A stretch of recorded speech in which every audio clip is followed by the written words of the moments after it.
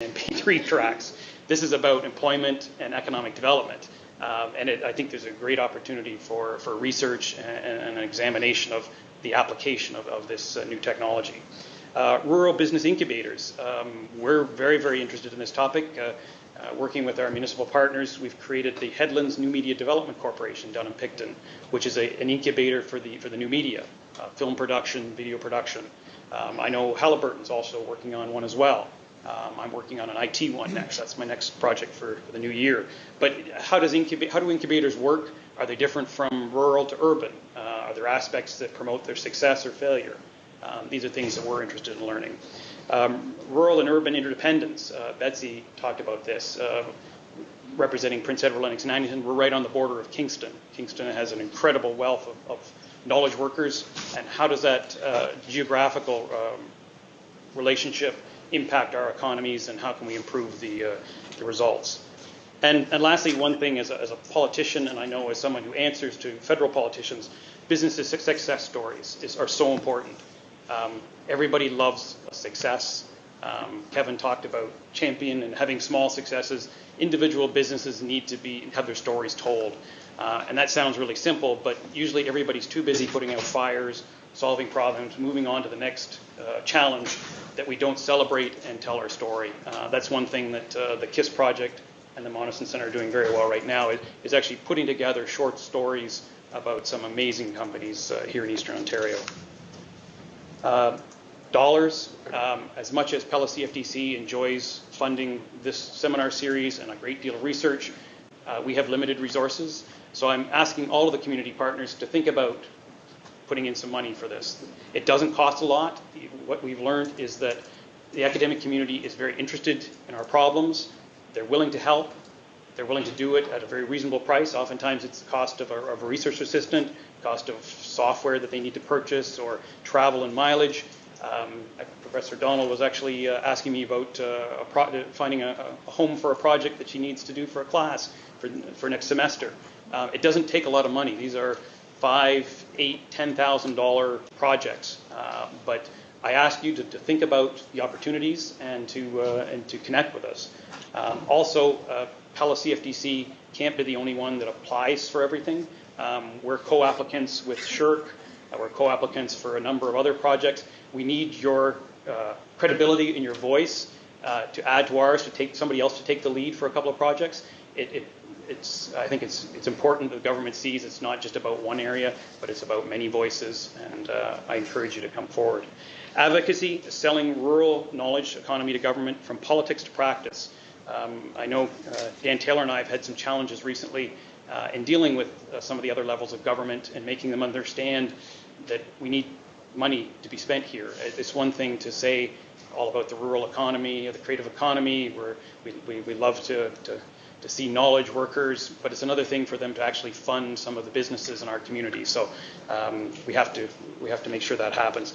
And my final point is youth engagement. Youth engagement at the universities. Several speakers have talked about youth reattraction to rural communities. That is a huge issue. It's very high on our radar.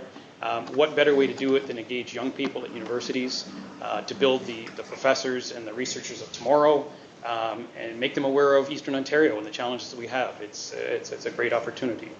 And that, I will close off my remarks. Thank you so much. Well, thank you all for your patience. This is now our time to listen to you, both those of you here in the room and those of you remotely.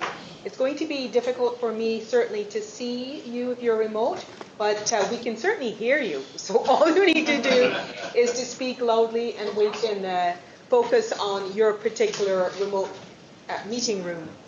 So we want to hear what you have to say. And I should mention that in our previous seminars, what we do is at 1 o'clock, we just simply sort of wrap things up for those who have to go up, because we know some people are here just during their lunch break. And then for those who can stay, either by being physically present or remote, we continue the conversation. So we will pause the discussion in about 5 minutes and let individuals who have to go leave, and then we'll continue on. But this is your opportunity to tell us, what questions do you want to put on the research agenda? What do you want to see academics and others, because we partner in research, academics and practitioners addressing in collaboration focused on this creative economy? Over to you. Can I ask a question? John. Thanks. When, let's say a region, the research is being done for a region. And speak up if you can, and I'll repeat your question as best I can. When the research that you do has been done for a region, take Halliburton as an example, that data goes back to them. Is that the end of your responsibility, or does it carry through to see who did what? Did it work? Like who takes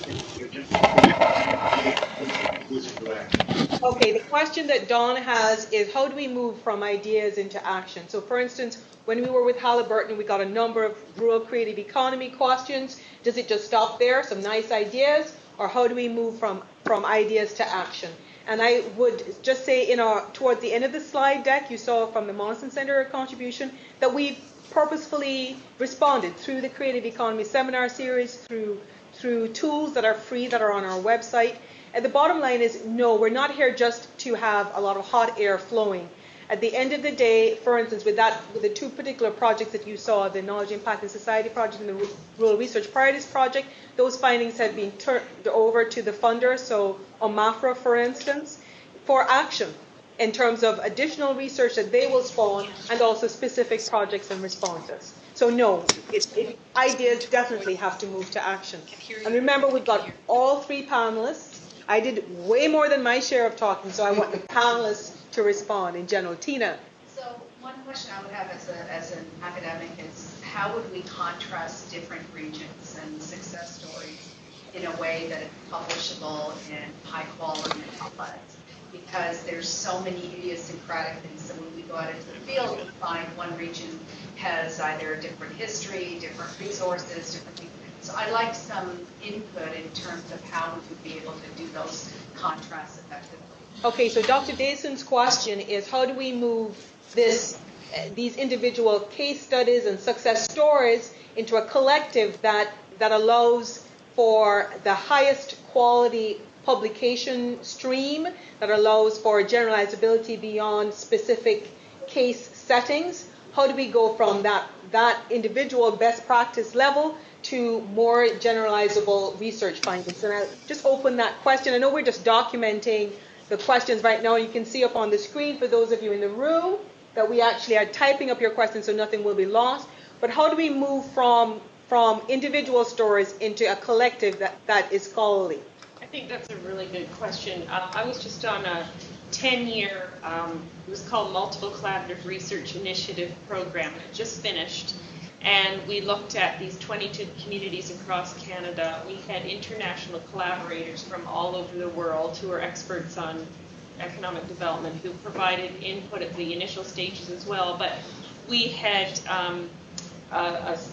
common indicators that we used across Canada, and we also developed questionnaires that went out to all these communities. We ended up doing more than 600. Kevin was on that as well with me. But now we're starting to pull together all these interesting themes and comparative work, and we're starting to see really interesting results coming out of that. So maybe that would be an ideal next academic step too, is to see how we can build these across space. I just wanted to point to the project I did with my undergraduates. I teach a course called Regional Economic Development, and we did this report, Growing the Creative Rural Economy. But it's surprising how many emails I get on that report, and that was something we did with students. But I'm teaching that course again this fall, and I would love to be able to do another community with a similar kind of template, and that could be a nice way of comparing as well, just to begin the comparative work that has to be done. So excellent. Did you want to comment? Just a quick one. I think one other thing that's really important, and which the ISRM project was really good at, but that was actually getting a bunch of people together that are working on the same thing where you can share, right? So if you're doing work in Halliburton and somebody else is doing something in Smith Falls, can the two of you get together and talk about, so that you, rather than presenting one story to a journal to get it published, it's contrasting, or it's 3 stories or 4 stories. that you put together, where you're trying to say, where can we pull out the common elements, the common learning, what do we see happening over and over again, things like that. So that really helps. And then the other thing, just from my own bias, but also it does really help for publications, is to think through